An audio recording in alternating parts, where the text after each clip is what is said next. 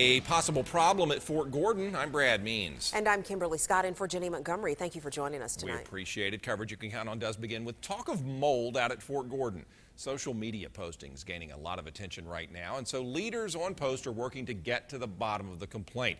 News Channel 6's Renetta Dubose live in the newsroom with a closer look at the problem and what's being done about it.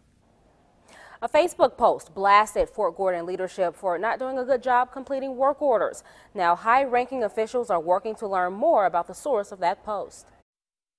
Hey, Fort Gordon, lose a work order? That's how this Facebook post from Wednesday morning started, blaming the post for mold in Barracks so bad it's growing on pillows. A former soldier who only wants to go by his first name says when he saw the post on the page, he wasn't surprised. This is normal, as somewhat normal. It's not everywhere, of course, but I've seen it before.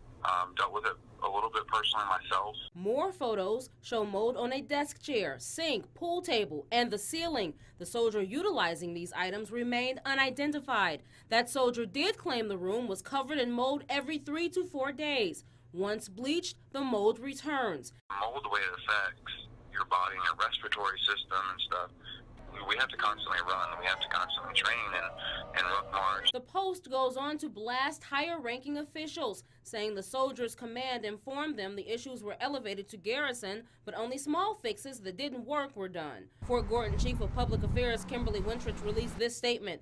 Fort Gordon officials have become aware of concerns regarding some barracks facilities and are currently researching the validity of those concerns. Soldiers are always encouraged to bring issues through their chain of command or through an online system, interactive customer evaluation, which goes directly to the garrison commander. The welfare of all our service members is always our #1 priority, and we will do everything we can to ensure the living conditions on post are maintained to standard.